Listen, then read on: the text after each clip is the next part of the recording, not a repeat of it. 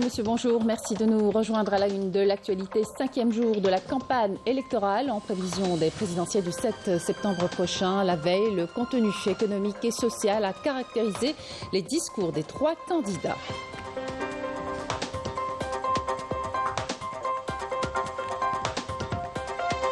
L'accompagnement des jeunes a assumé des responsabilités à l'avenir. Autre volet des candidats dans leur discours. Exemple avec un jeune pour qui l'encouragement de l'État conjugué à son esprit d'engagement lui ont permis de fonder plutôt sa propre start-up spécialisée dans le domaine médical et compte exercer son droit de vote lors des prochaines élections. Journée mondiale d'aide humanitaire. L'Algérie compte parmi les pays pionniers en matière de soutien à l'action humanitaire. Une journée qui promeut la paix, la stabilité, le développement dans le monde.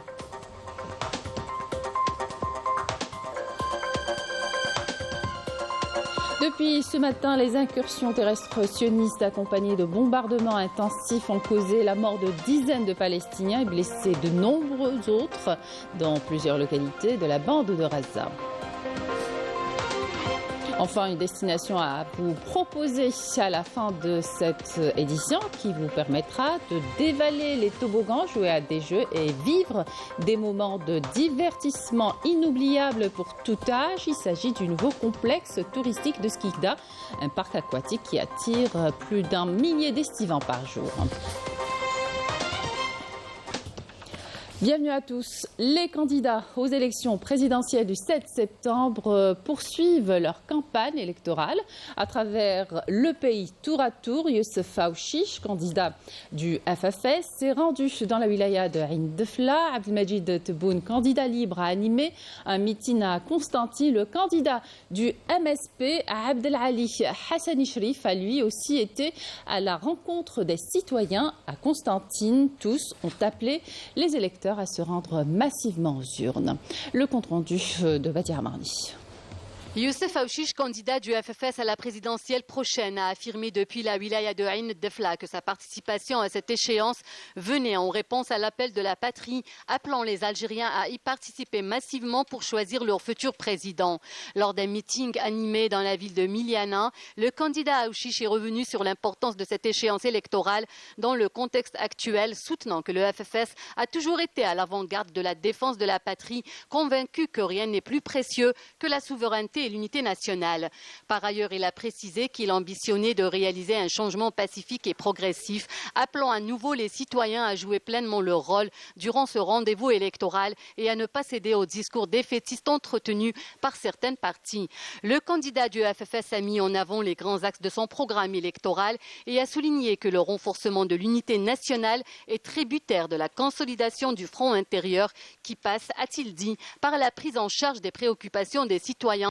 Et depuis Constantine, le candidat indépendant à la présidentielle du 7 septembre prochain, Abdelmajid Tebboune, s'est engagé à réaliser 2 millions de logements, toutes formules confondues, et à réviser les codes communaux et de wilaya afin de conférer de plus larges prérogatives aux élus locaux.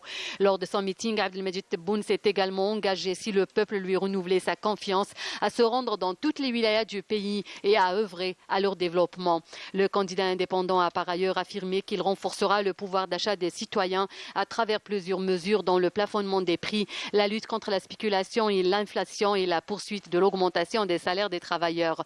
Au volet économique, le candidat indépendant s'est engagé à faire du prochain mandat présidentiel un mandat économique par excellence à travers plusieurs mesures, entre autres la réduction de l'importation de certains produits de consommation comme le blé dur, l'orge et le maïs et l'exploitation de la mine de Garage Billet. Le candidat indépendant Abdelmajid Tebboune a affirmé que l'Algérie continuera à soutenir les causes justes. Le candidat du MSP à la présidentielle du 7 septembre, Abdelali Hassani Shrif, s'est lui aussi engagé depuis Constantine à opérer une réforme globale du système éducatif, tous cycles confondus, et à augmenter les salaires des enseignants afin de leur permettre de jouer pleinement leur rôle dans la formation des générations montantes. Animant un meeting populaire au Palais de la Culture Mohamed El-Eid El-Khalifa, le candidat MSP a indiqué que son programme accorde la priorité à l'investissement dans la ressource humaine pour être plus efficace au service service de la patrie, ajoutant que cela implique une réforme réelle et profonde de l'éducation. Le candidat du MSP a fait savoir que son programme accordait une grande importance à la femme et aux jeunes et en cas de victoire, il s'emploiera à faciliter l'intégration socio-économique des jeunes en leur assurant des facilitations pour créer des micro-entreprises et leur financement avec des crédits bonifiés. Il s'est également engagé à créer 1 million d'entreprises au profit des jeunes ainsi qu'une prime pour la femme au foyer. Et puis l'ANI qui rappelle les procédures à suivre pour l'organisation des rassemblements. Parmi ces procédures, la demande d'organisation d'un rassemblement doit être présentée par le représentant du candidat dûment habilité auprès des services de la wilaya concernée. L'autorisation de la réunion publique est accordée par les services habilités de la wilaya après parachèvement des procédures conformément à la législation en vigueur, de même que le coordinateur de wilaya doit en être informé. L'autorisation accordée par les services de wilaya détermine la durée de la réunion publique en prenant en considération les conditions climatiques en cas de demande de décalage de la clôture de la réunion à une heure tardive de la nuit. De plus, la salle ou le lieu demandé par le représentant du candidat doivent être attribués par le coordinateur de wilaya après la consultation de l'autorisation susmentionnée accordée aux représentants du candidat. Enfin, les réunions publiques organisées dans le cadre de la campagne électorale doivent être au nom et au profit exclusif du candidat à l'élection présidentielle anticipée. Et les préparatifs le jour du scrutin se poursuivent à l'intérieur comme à l'extérieur du pays. Les représentants de l'autorité indépendante des élections à Bobigny en France se sont réunis hier avec des associations locales, une rencontre de coordination visant à faire réussir ce rendez-vous important. La correspondance de Afaf Blouchette. C'est un samedi studieux pour le tissu associatif algérien de la Seine-Saint-Denis, département qui concentre la plus forte communauté algérienne en France par kilomètre carré.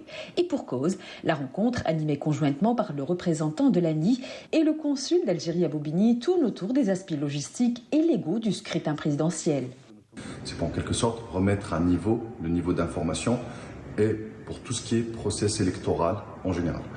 Donc plus particulièrement, je peux parler de tout ce qui est organisation des bureaux de vote, comment ils doivent se présenter. S'ils n'ont pas de carte de vote, ils peuvent avoir un duplicata sur place le jour J lors de leur présence.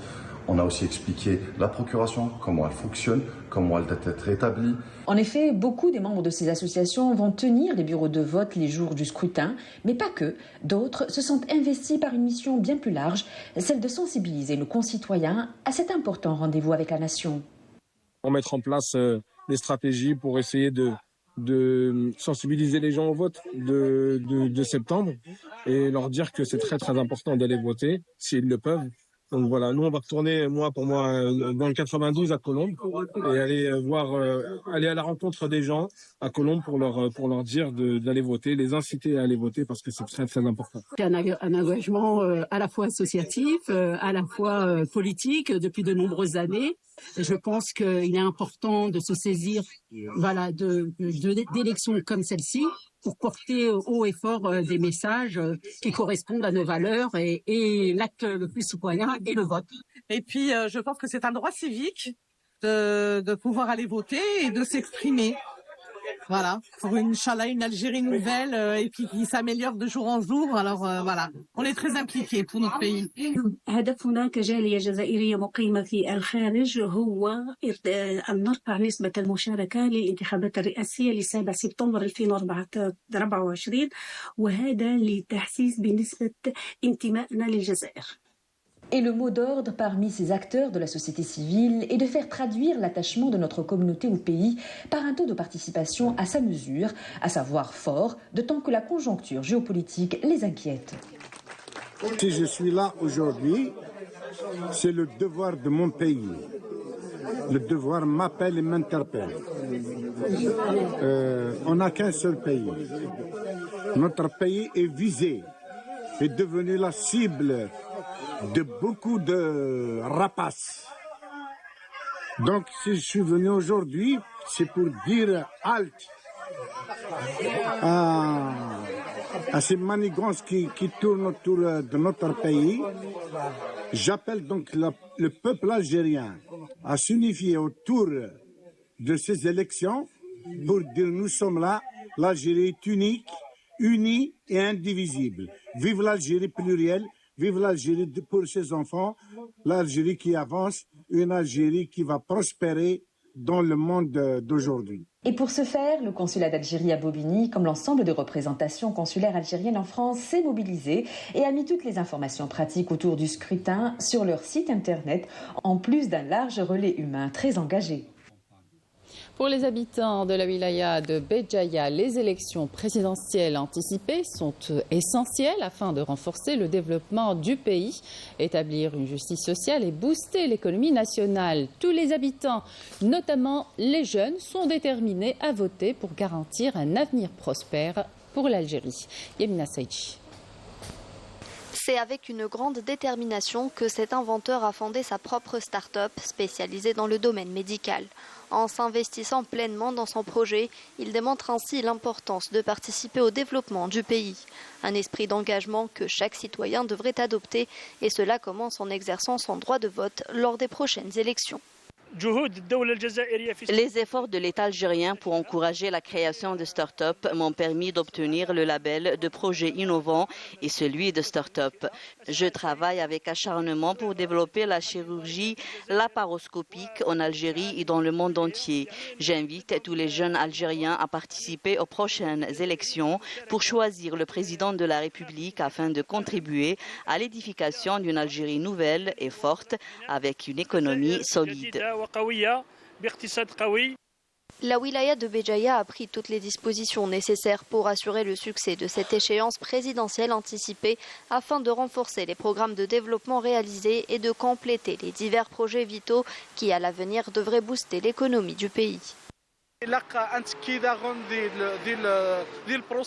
Nous tenons à participer à ces élections du 7 septembre pour élire notre président et contribuer ainsi au futur de notre pays. Pour élire le premier magistrat, Ces élections présidentielles sont très importantes. J'appelle tous les Algériens à aller voter et choisir le candidat qu'il faut pour gérer les intérêts de notre pays. La population l'espoir les espérances, c'est la continuité. Notre pays en général et la wilaya de Béjaïa en particulier doivent avancer, aller voter et pour moi un acte de civisme. On doit faire preuve d'un acte de civisme. La participation au vote du 7 septembre, Inch'Allah. Il faut penser au développement économique et social de notre pays. Il faut aller de l'avant. Les jeunes Algériens sont appelés donc à se mobiliser en prévision de ce rendez-vous électoral important et incontournable pour l'édification de l'Algérie nouvelle. En application des instructions du président de la République et dans le cadre de la solidarité avec les pays voisins visant à consolider les relations d'amitié entre l'Algérie et le Niger, une cargaison d'aide humanitaire constituée essentiellement de vivres, de médicaments et d'articles de couchage a été chargée à bord de 4 avions relevant des forces aériennes algériennes depuis l'aéroport de Boufarik en direction de la capitale Niamey. L'opération a été effectuée sous la supervision du Croissant Rouge algérien. Transition toute faite puisque nous célébrons aujourd'hui la journée mondiale de l'aide humanitaire. L'Algérie compte parmi les pays pionniers en matière de soutien à l'action humanitaire et la défense des valeurs humanitaires en toutes circonstances. Rina Lerari. Célébrer chaque 19 août, la journée mondiale de l'aide humanitaire est une occasion de rendre hommage aux efforts inlassables des acteurs humanitaires à travers le monde dans les situations de crise, notamment pour les populations civiles prises au piège dans des conflits armés. L'ONU a justement fustigé les violences inadmissibles qui se banalisent contre les travailleurs humanitaires, dont 280 ont été tués en 2023 à travers le monde. Parmi eux, 163 humanitaires tués rien qu'à Gaza. Et justement, avec la guerre d'épuration menée par l'entité sioniste contre le peuple palestinien, l'année 2024 pourrait être encore la plus meurtrière. Devant cette situation, l'Algérie continue de manifester un soutien inébranlable envers la Palestine. Depuis des années, le pays achemine régulièrement des caravanes d'aide humanitaire, en particulier en période de crise, fournissant des médicaments, des vêtements et des denrées alimentaires, tout en s'inscrivant dans une démarche plus large de participation aux missions de paix de l'ONU. En outre, l'Algérie s'est engagée depuis des décennies à soutenir les populations sahraouies en accueillant des dizaines de milliers de réfugiés, une hospitalité qui s'accompagne d'une aide humanitaire conséquente de nourriture, d'hébergement, de soins de santé et d'éducation. L'Algérie a renouvelé son engagement humanitaire suite à la tempête Daniel qui a ravagé l'est de la Libye, mettant en place un pont aérien pour acheminer les secours d'urgence. La dernière opération en date est l'envoi d'une cargaison de fioul au Liban, visant à répondre aux besoins urgents des centrales électriques du pays, qui fait face à une crise énergétique sans précédent. Des personnalités politiques et économiques libanaises, tout en exprimant leur reconnaissance, ont salué cette décision, affirmant que l'Algérie a démontré encore une fois son soutien véritable et constant en faveur du Liban. La célébration de la Journée mondiale de l'aide humanitaire a pour but de promouvoir la paix, la stabilité et le développement dans le monde, en particulier en Afrique et dans le monde arabe.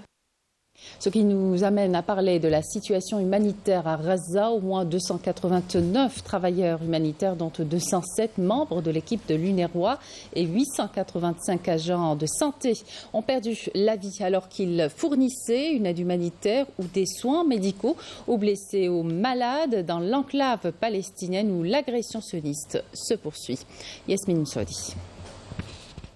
Sous les bombardements, les tentes des réfugiés de Khan Younes sont détruites une à une. Les roquettes sionistes s'abattent sur les civils palestiniens, tirés par des avions de guerre qui couvrent le ciel de la bande de Gaza. Les drones de combat et les avions de guerre ont bombardé la région de Hamad. Là, il y avait une tour qui s'est effondrée. Nous avons tenté de rester calmes, espérant que la situation serait temporaire.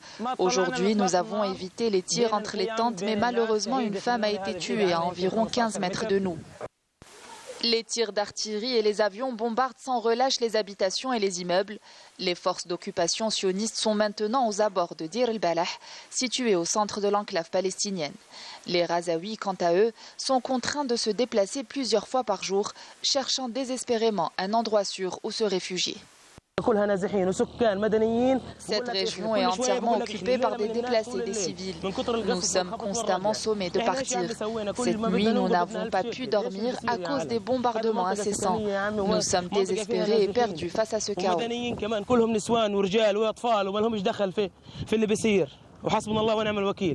Depuis ce matin, les incursions terrestres accompagnées de bombardements intensifs ont causé la mort de dizaines de personnes et blessé de nombreux autres.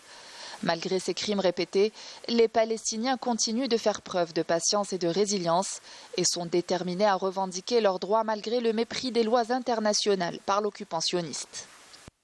Retour en Algérie, situé au cœur de Rusica, le nouveau complexe touristique de Skikda, un parc aquatique qui attire plus d'1 millier d'estivants par jour. Il dispose de plusieurs piscines, divers jeux aquatiques, en plus d'un programme riche en animation durant la saison estivale. Reportage Naïm Al-Walish. Voici à quoi ressemble le plus grand aquapark d'Algérie. Avec 32 départs, 8 jeux pour enfants et adultes, le Patchpole, que voici, demeure la star des attractions dans ce labyrinthe ludique. Je viens juste des alentours. Ce jeu est superbe, de grosses émotions. Ici, c'est calme, vivant et sécurisé. Je viens de France, je viens visiter l'Algérie. J'ai fait pas mal de parcs. Un à Constantine, j'ai fait celui de Biskra. Et j'essaye de voir un peu la différence entre tous les parcs qui existent de l'Algérie. C'est un plaisir de découvrir ces choses-là. Et ça nous donne envie de revenir plus souvent en Algérie. On nous a parlé de ce parc-là, on voulait venir le voir. Franchement, il est bien. Vous êtes prêts à revenir? Ah oui, on reviendra, Inch'Allah, en famille. Situé sur le mont Felfla qui surplombe la mer, l'aquapark est tous les jours visité par 1 millier d'estivants venus de partout. Une aubaine pour la structure qui tourne à plein régime. نجيبوا لي كليون تاعنا avec des navettes من la réception jusqu'à ici يديروا des allers-retours وعندنا les clients اللي يجيونا من برا des extras. Il est important d'avoir ce genre d'attraction sur une ville littorale comme Skikda parce qu'il y a toujours de la demande pour ce genre d'aquapark, surtout pour la saison estivale.